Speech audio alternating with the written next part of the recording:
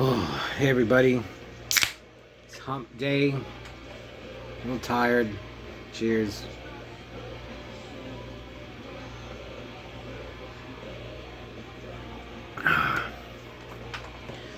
So I'm gonna review The Wilds by Claude Teweles.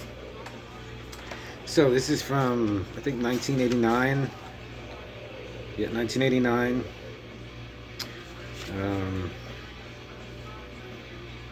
Dell Horror, $3.50 cover price, and I remember getting this from Nine Lives Books, and I was like, man, that cover, name, I can't resist. So I read it, and it was pretty good. I'll take another drink and collect my thoughts.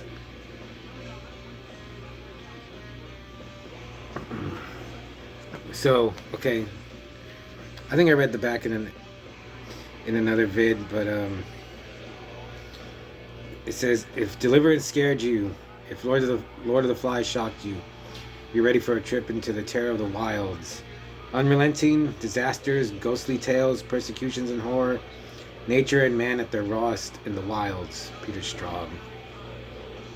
Peter Straub isn't that good. So this is only 213 pages, and it's good, but there's nothing supernatural. There's no like cannibal tribe or crazy backwoods family. This is almost purely just man versus nature, and I guess it really is like Lord of the Flies. So there's a camp, and there's the 14 campers are going on like a hike into the wilds. It's called the Wilds, and wherever they are in the Sierra Nevadas, and they're led by two camp counselors, Mr. Dugan and Gordon. And you get some backstory on Gordon. He'd been a counselor in the wilds before, and on a hike, one of the campers got killed. He got mauled, and they found him like all curled up. And Gordon says, like, when he turned him over, like when he looked at the bites, it was like it could have been a person, but it wasn't. It was a mountain lion. So that was that. I guess Claude did that just to throw you off, and they think like, what's going on? Like, are there like cannibals in the which I would have loved, or a monster or something, but there's nothing like that. So and then but that's fine.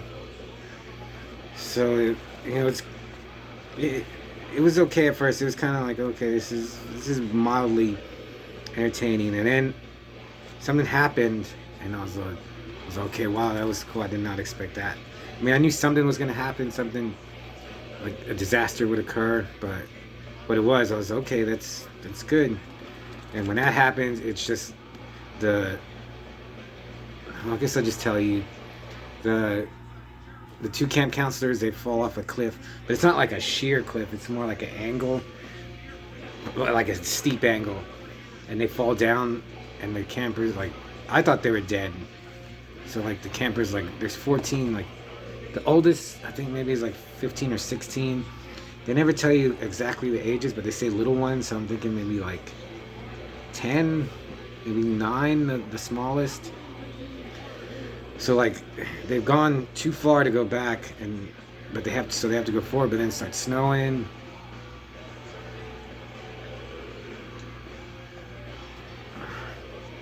And after a while, I was like, man, I started to wonder, man, what the hell would I do? Like, even if you had like good provisions, I was like, I don't know what direction to go into. So it made me think that. So that was good. And then like it really starts snowing really hard, and there's just like 14 kids are like in the middle of nowhere, like, and there's a part where like, oh yeah, they're trying to make it to these cabins by this lake, and the leader is Dell, like he's like bigger than he says he looks like an adult almost, but he's only like 15 or 16. So he takes the lead. And there's this other kid, Kyle, who's like who had just gotten there like a couple of days before, and he's like the main character. And Dell's like thinking, man, I'm gonna leave these kids to safety. And then like he sees a barrel, and he's okay. The cabins must be near. And then he gets closer and he realizes the barrel is just like a little tin can. Oh, like about that, and he just couldn't tell how big it was, and like the snowstorm. I was like, man. And then but they do find the cabin, but it's like it's not the right ones, and like kids are getting scared. They're cold, so then they gotta keep going, and then it just snows even harder. And then there's a part where like the character Kyle, he found, I forgot what he called it, but I think it was like a snow cave to block them from the wind and the snow. And Dell's like, you know, avalanche could happen, and kids are, we don't care, like we need shelter.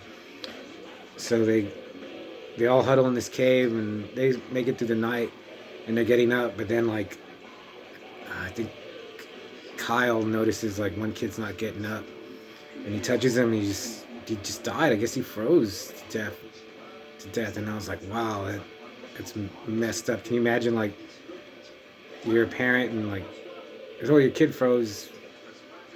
So there's 13. But then while that's going on, the counselors who fell, they actually survived. Gordon, he's like hanging from a tree, and he like busted a rib, some scratches, not too messed up. But the other counselor, Mr.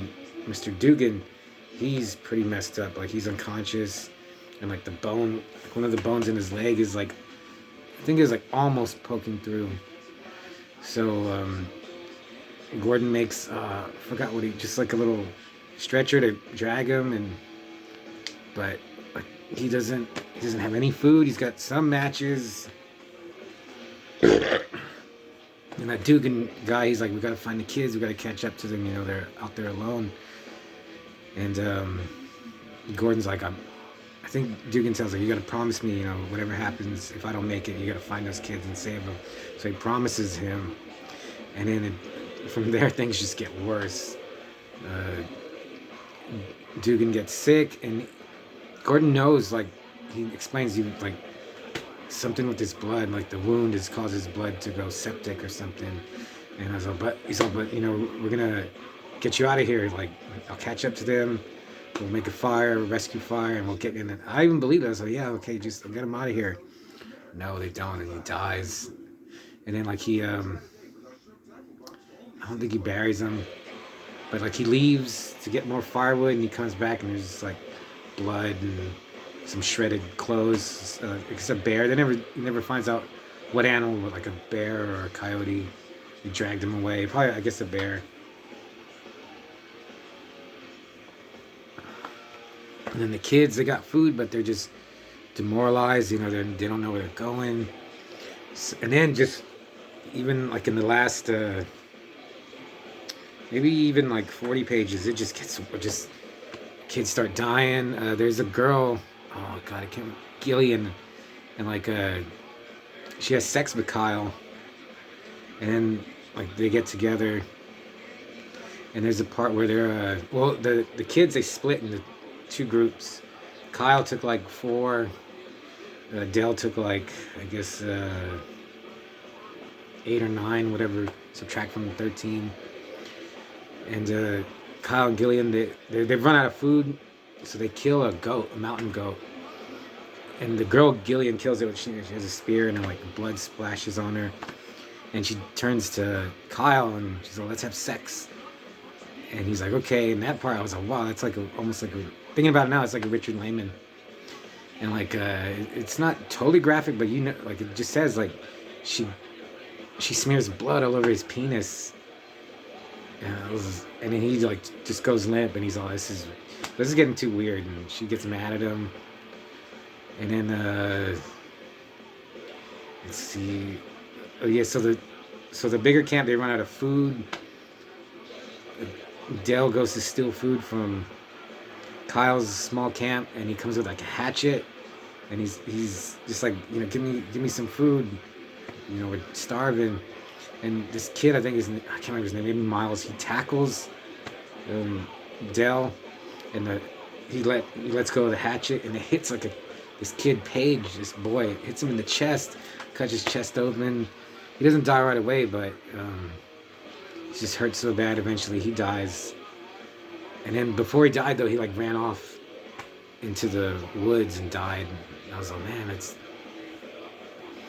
terrible. This other kid, he drinks like some bad water and he gets really sick. And then when he died, when he finally dies, he's like clutching like a piece of bone with some meat on it. And all the little kids, they're just like fighting. They're fighting over that bone. Like they degenerate. I read a review that said that they degenerate pretty quickly, and I think unless in like a week they're just animals almost. But I'm sure maybe you would be like that, or worse. I don't know. I wouldn't want to ever find out. So the Wilds, yeah, this is one of the better books I've read. I don't know if you're gonna ever like look for it or read it. That's why I'm just saying everything that happens. I'll leave the very end a mystery, but I was at one point I was like, man, they're all just gonna. Is it gonna end with them all dying, or just them stuck out there? Or what's gonna happen to Gordon because he gets messed up? Like, this book just shows that, man, you don't need a monster or cannibals or serial killer. If you're stuck in the woods, the wilds will kill you. So great cover. Glad I read it. This is much better than so many Dino Koontz and Stephen King books I've read. People think Stephen King's so good, and he's not. He's really not that good. Good old Claude wrote a better story than a lot of Kings. So I'll give The Wilds a solid 3 out of 5. I mean, yeah, if you see it anywhere, like at a used books or Goodwill, definitely grab it. I mean, the cover anyway. So that's about it. I got new Ghost Rider. This is a reprint. I read about half of it so far. It's pretty good. And I still got zines. Both $3. The only reason I didn't make all color copies is, to be honest, like usually I don't pay for the color. I just make them and don't tell them I made them. But I was using the machine and the machine messed up, so I needed help. And they saw my color copies, and I was like, well, they saw them. I gotta pay for them now. So I just went black and white. So that's what happened. But if you want one, get in touch. That's about it. I hope I don't get too drunk tonight. I gotta work tomorrow, but I'll take you out with the Ghost Rider.